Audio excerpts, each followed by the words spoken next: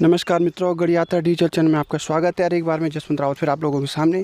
दोस्तों, जैसे कि आज हम आ रखे टिहरी क्षेत्र के, टिहरी डिस्ट्रिक्ट के जाल गांव में। तो मैं अभी आपको बताऊंगा कि यहाँ पे क्या ऐसी चीज़ है जो लोगों ने प्लान कर दिया है। बहुत सारे ऐसी चीज़ें हैं जो कि आपको मैं दिखाना चाह रहा हूँ। और यहाँ के स्थानीय लोग जो हैं, तो भाई साहब नमस्कार, आपका क्या नाम है? नाम मेरा सुरेश आर्य। सुरेश आर्य जी। अरे जी, यहाँ के बारे में बताएंगे कौन से गांव है? और यहाँ पे एक बहुत प्रसिद्ध गांव भी है जो श्रीदेव सुमन के नाम से भी है। बिल्कुल। हाँ जी। और श्रीदेव सुमन वो क्रांतिकारी थी जिन्होंने टिहरी रियासत के लिए अपना बलिदान दिया। जी। तो जानना चाहूँगा आपसे।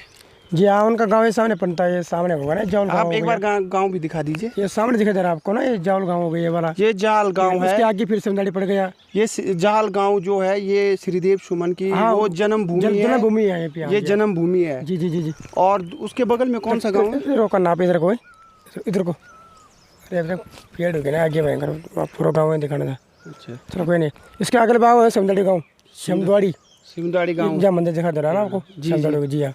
इसके ऊपर फिर भंडार गाँव, इसके ऊपर भंडार गाँव, सामने दिखा दे रहा है आपको सारा भंडार गाँव है। जी जी जी। ऊपर का दिखा देगा नहीं, यहाँ से फिर छोटा पड़ गया।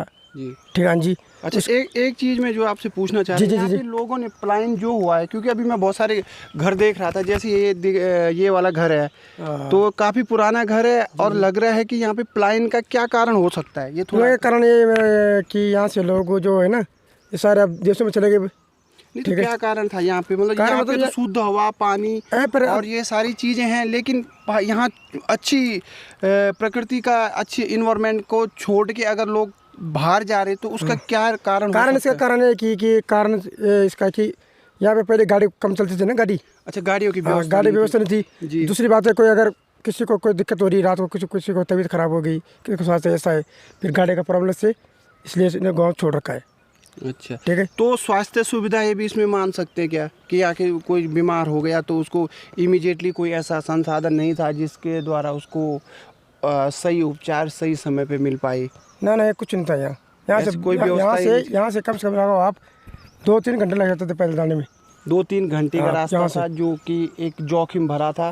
और उस दौरान अगर किसी के साथ कुछ कैजुअलिटी हो जाती तो वो एक मुख्य कारण था। और इन सारी चीज़ों को जो देखते हुए हम इस उत्तराखंड के लिए, उत्तराखंड की जो ये भौगोलिक स्थिति है, इस तरह से परिवर्तन हो रही है। अभी जो मैं आपको दिखा रहा हूँ सामने, वो कौन सा गाँव है? गाँव है पालाकोटी। अच्छा, एक चीज़ और पूछना चाह रहा हूँ। जी बोल। जैसे कि ये गाँव है, कितने परिवारों का गाँव था?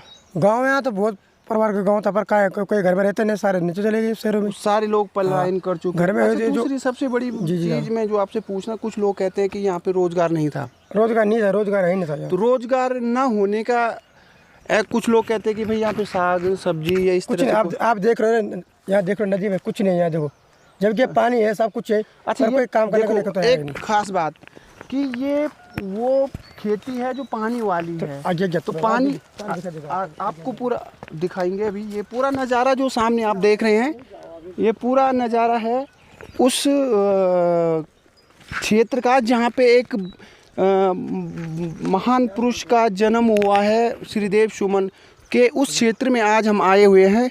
अब ये भाई साहब से मैं पूछूंगा कि ये दिखाना चाह रहे हैं कि पूरा उधर दिखाओ जी, जो ये पानी वाली खेत है, लेकिन यहाँ भी लोगों ने छोड़ दिया है। हाँ, छोड़ दिया। तो कुछ कमियाँ प्रशासन की थी जो कि उचित सुविधाएं न मिलने के कारण लोगों ने यहाँ पे प्लान कर दिया।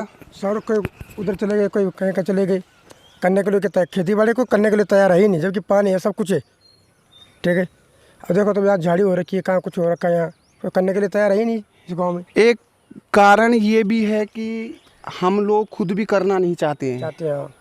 तो ये एक विशेष आप देख रहे हो, हमें समझना चाहिए। वो नागनी पड़ता है नीचे, देखो आप, वो नागनी है। हाँ, नागनी यहाँ से पड़ता है मांडे।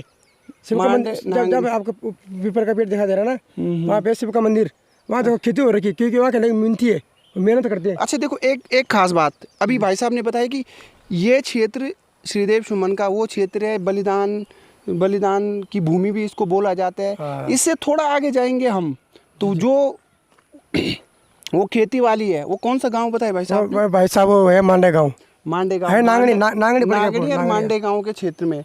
नागनी और मांडे गांव के बीच भी कुछ एरिया ऐसे जहाँ पे लोगों ने खेती करती है, खेती अच्छी सी दिख भी रही है, दिख रही है। और दिख भी रही है। आप थोड़ा जूम करके दिखाइए। ये देखिए, ये जो सामने मैं आपको दिखा रहा हूँ, ये नागणी के क्षेत्र में कौन सा गांव बताया आपने? नागणी क्षेत्र पड़ता है, ऊपर देखा जा रहा है ना आपको, थान पड़ता है, थान दाड़। हाँ, तो वहाँ के लोग मेहनती है और अपनी खेती पे भी निर्भर है, तो इसलिए वहाँ का अगर प्लाइन का क्षेत्रफल देखें तो थोड़ा इस क्षेत्र से कम है। कम है यहाँ से, कम है। यहाँ से लगाओ आप, यहाँ से कम आप लगाओ 3-4 किलोमीटर तक आपको इसी मिलेगा। फिर मिलेगा आपको कहाँ तक, या गुनोगी पुजाड़ी तक आपको इसे मिलेगा। मतलब कोई खेती ही नहीं होगा हम। ठीक है, ठीक कोई है, करने वाले मिलते ही नहीं, कोई से करे कोई।